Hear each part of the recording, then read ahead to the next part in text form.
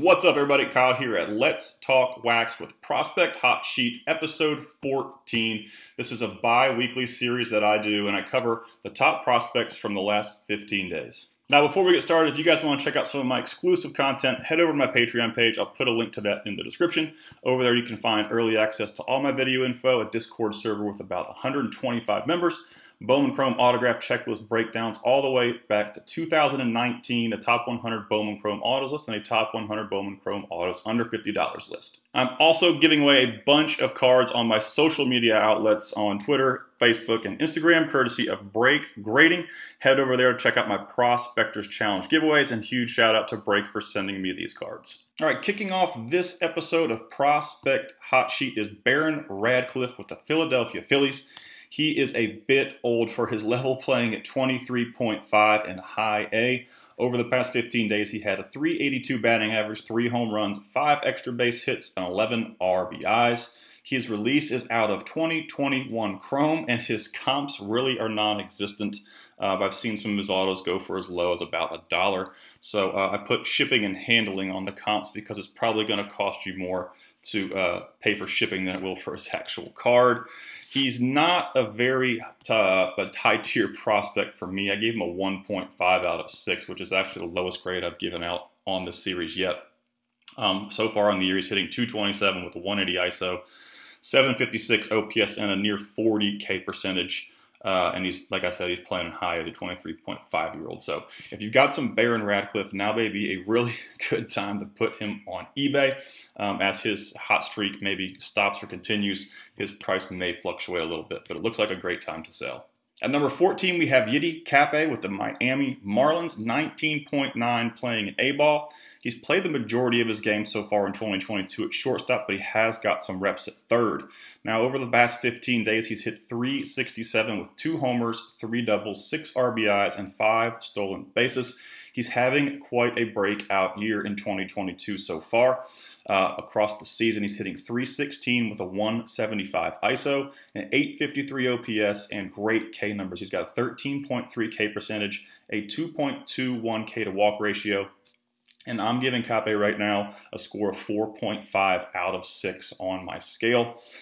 He's a lot like Jose Salas, the guy that's kind of a year in front of him. He's in high A right now. They both hit for a lot of average. They both have really great K numbers, and they both kind of have fringe power, and they are both kind of shortstop / third base type defenders. So 2 young guys in the Miami Marlins organization that could play, a corner infield or middle infield spot are CAPPE and Salas. 2 guys to watch. Now, his prices have increased a little bit since the beginning of the year. His comps are around $50 right now, and you can also find him in 2021 Bowman Chrome. At number 13, we have JAIRO POMARES with the San Francisco Giants. He's a bit old for his level. He's 22.1 playing in high A, and he's really starting to rebound after a pretty terrible start to 2022.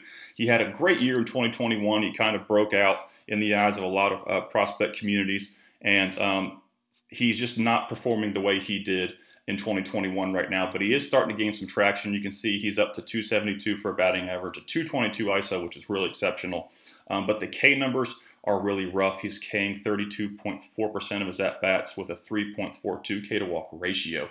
So for a 22-year-old in high A, I really don't like the outlook of those K numbers, but he was struggling throughout the majority of the year. So hopefully he can lower those K numbers by the end of 2022, which he doesn't have much time to do, but he's in the process of doing it because over the last 2 weeks, he's hit .390 with 3 homers, 2 doubles, and 15 RBIs. So maybe a late year resurgence for JAIRO POMARES with the Giants. He's also in 2021 Bowman, and his comps are around $35 right now. He's kind of a cheap buy-in, like I said, because he struggled so much this year and performed so well last year. At number 12, we have probably one of my favorite $20 autos on the market right now.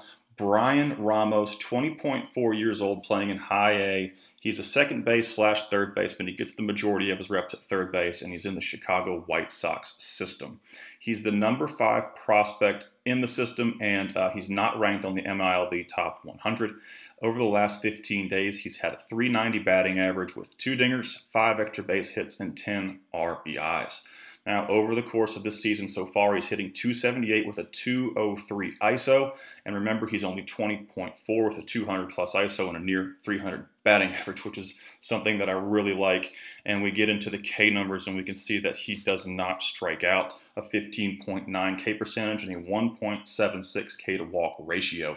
So Bryan Ramos really has every tool except for a ton of speed. He's not going to steal a lot of bags, but he's hitting for pretty solid average. He's got exceptional power for a 20-year-old and great K numbers, and he's a $20 auto right now, and depending on how many people watch this video, his price may fluctuate a little bit, so don't knock me in the comments if you can't find one for 20 bucks, but Bryan Ramos is probably one of my favorite buys on this list right now because he's super cheap, and he's definitely a guy to keep your eye on in the White Sox organization. At number 11, we have another guy who's really climbing the prospect ladder quickly. He is a long-levered kid named Evan Carter, 19.9, playing in high A. He's just about to turn 20. Center fielder in the Texas Rangers organization. Now, he's got 11 home runs and 24 stolen bases so far this year, and he has yet to turn 20. So something to keep in mind, that the power is getting there and the speed tool is also there for a guy who plays a pretty solid center field.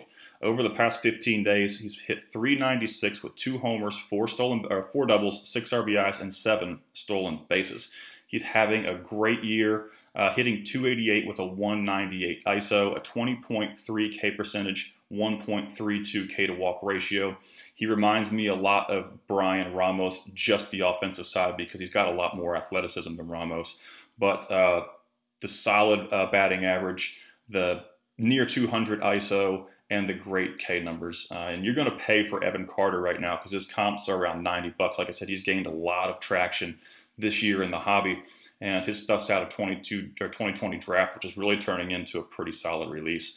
In the organization, he's a 3, and in the MLB top 100, he is a 59, and I expect him to continue to climb up the top 100 ladder.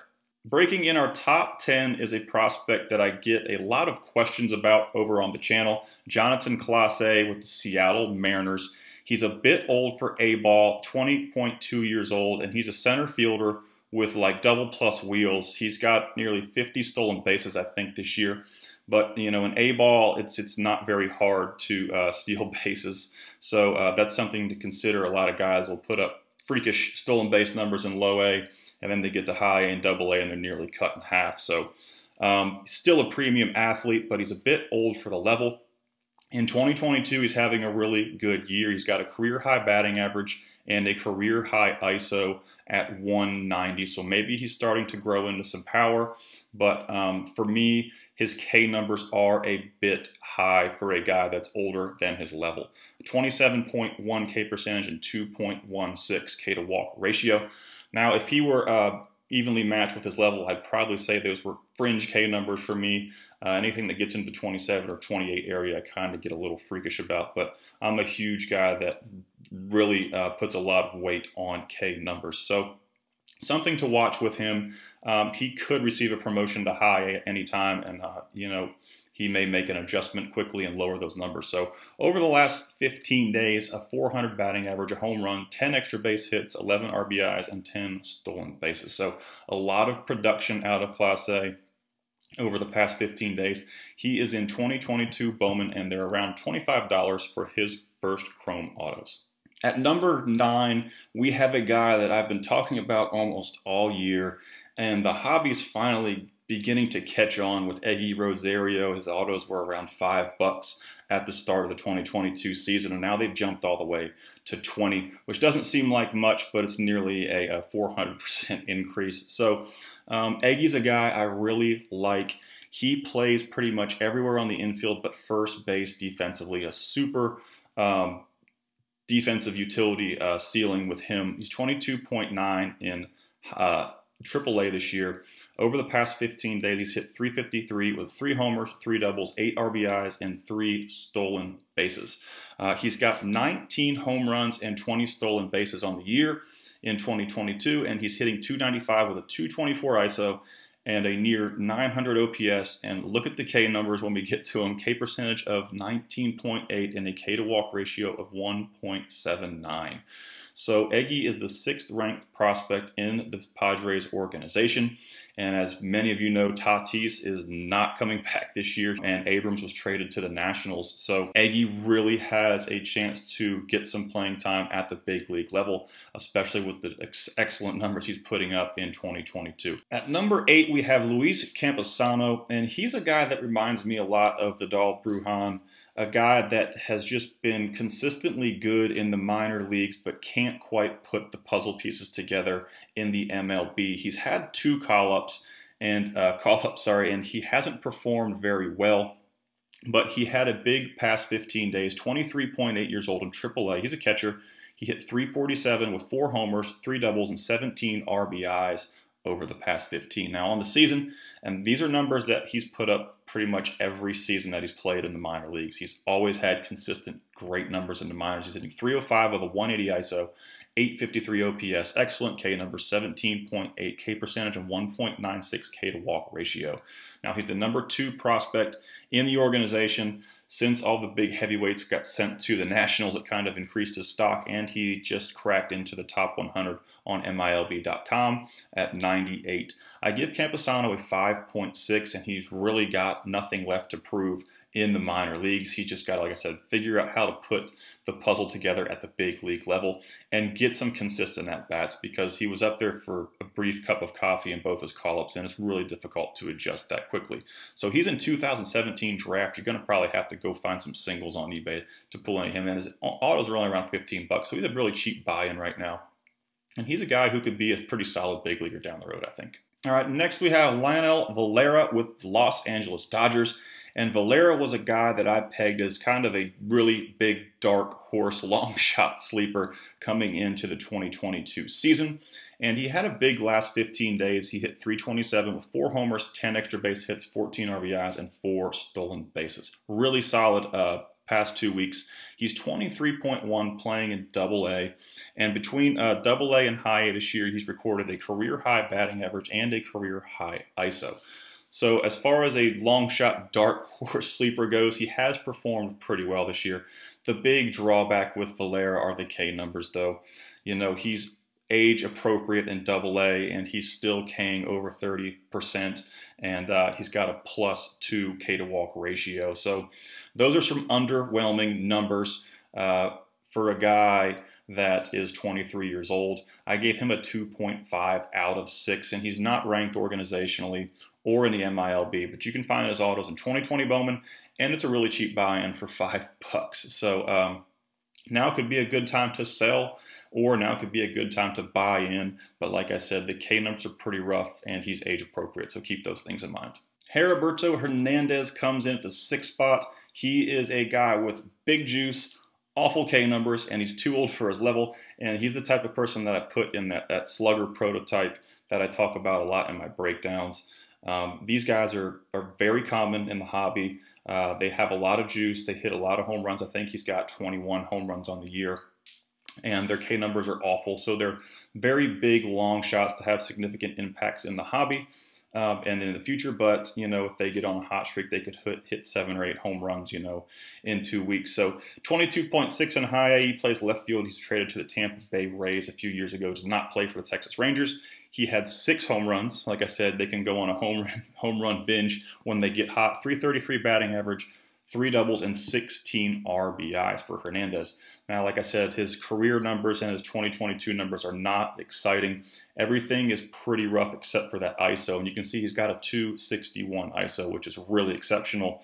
No matter how old you are, that's a really exceptional ISO. He's got 32.4 K percentage, though, and a 2.53 K to walk ratio. Not on the top 100, but he's 18th in the Tampa Bay Rays organization, and it's a very strong organization, so keep that in mind as well. And I gave him a 3.6 just because of the age for level and the K numbers. I don't like those 2 things about Hernandez, but he's got huge juice. 2021 Bowman comps around 15 bucks right now. Now, before we get into our top 5, I'm going to go through some honorable mentions that just didn't quite perform well enough to make the list. First, we have Edgar Quero in A-ball. He's 19.6, and he did not have a very stellar 2021, but he's really beginning to gain some hobby traction in 2022 with some power and a solid hit tool right now. He hit 3 home runs over the past 15 days. He's in 2022 Bowman. Next, we have Tyler Whitaker with the Houston Astros, hit 3 home runs and 5 doubles over the past 15 days. 20 years old, playing in A-ball, and this is probably a good sell moment for Tyler Whitaker. His career numbers and his 2022 numbers are less than impressive right now. So if you've got some of him laying around, this may be a good time to throw it on eBay. Next, we have Joshua Mears with the Padres. He's another slugger prototype, and anytime he goes on a home run binge, it's probably a great time to sell because he's going to strike out nearly 40% of his at-bats. Huge raw power, but he's just proven year in, year out that he's not going to make enough contact to be a very solid player at the upper levels. Ian Lawlar, 19.8, playing in high A. He's a first chrome only, had 2 home runs and 3 doubles this week. His career numbers and 2022 numbers aren't very exciting, so he may be another guy to chuck on eBay right now. Hunter Goodman has been on Hot Sheet or the Hot Sheet honorable mention several times this year. He was finally promoted to high A while ago, and he didn't slow down at all. I think he's up to like 27 home runs. I think he's approaching 30 home runs on the year between A-ball and high A. But he had 3 more over the past 15 days. And he's somebody to watch in the Colorado Rockies organization for sure. Next, we have Diego Cartaya, 20.9 in high A, and he is the Dodgers' #1 overall prospect according to MLB.com.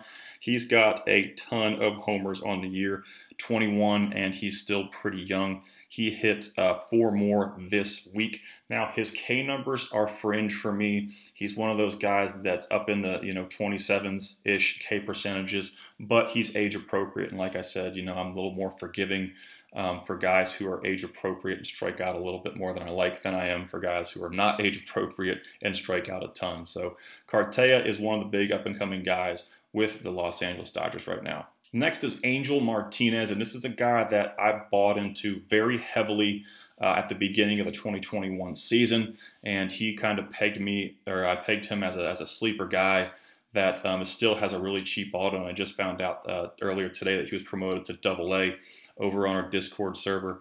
He's got excellent K numbers throughout his career. He's kind of growing into some power. He hit 2 more home runs this week. But he's got 10 home runs, 10 stolen bases, 4 doubles, and 5 RBIs in the past 15, and he's 20.5 and playing now in AA. Tyler Gentry with the Kansas City Royals is another guy that I've been talking about so many times on Hot Sheet. The guy is just an offensive machine. He's got 17 home runs on the year, and he's hitting over 300 with good K numbers. So Tyler Gentry at some point is going to have to get a shot in the big leagues. Just like Gentry, we have Oscar Colas, who is dominating the 2022 season. He's got 17 home runs, I think, right now as well, and he's hitting over 300 on the year. He's playing in AA, and he's picked up a ton of hobby heat lately.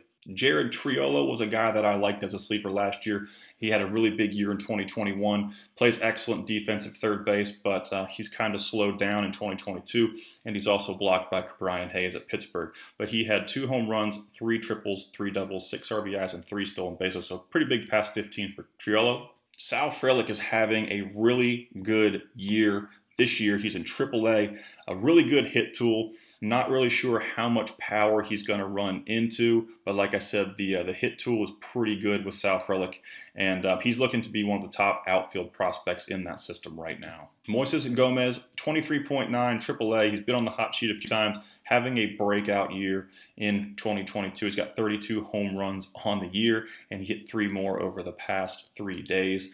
Now, like I've said many times with Gomez, his career numbers and his 2022 numbers are very different. He is having a kind of a outlier type season, so keep that in mind, but he has yet to show anybody in 2022 that he is going downhill. Corbin Carroll is my favorite prospect in minor league baseball because he can do everything well. Exceptional hit tool, big power, great speed, and great K numbers. He's just a well-oiled machine when it comes to the minor leagues, and I can't wait to see him hopefully in 2022 at the big league level. but they may wait till 2023 to get him up there. So just waiting around to see, because he's dominated the minor leagues, and he's ready for that challenge at the MLB level. But he had a home run, 6 doubles, 8 RBIs, and 4 stolen bases over the past 2 weeks. Tristan Casas missed pretty much the front half of the MILB season in 2022 with an ankle injury, but he's recovered and he's rehabbed. He's had a pretty big past 2 weeks with a home run, 7 doubles, and 5 RBIs. He's a guy that could get a call up at any moment. He's had some pretty decent success at the minor league level. And last but not least, we have Oswald Cabrera, who was called up to the MLB a few days before I gathered all my data for this video. He had a shoulder injury that kind of hampered him through the front half of 2022, and he rehabbed and came back, and he's performed ever since that rehab stint. So like I said on several videos, I think the shoulder injury may have had something to do with his poor performance at the front half of 2022, but he's up in the big leagues right now, and he's doing pretty well. All right, breaking in the top 5, we have Grant McCray with the San Francisco Giants, a really speedy center field type, 21.7 A-ball, so he's very old for the level. Over the past 15, he's hit 340 with 4 home runs, 7 extra base hits, 10 RBIs, and 5 stolen bases. Now, I would really like Grant McCray if he was in high A or double A. Like I said, he's a little old for A-ball, and when you're dominating A-ball at that age, the stats just aren't that impressive.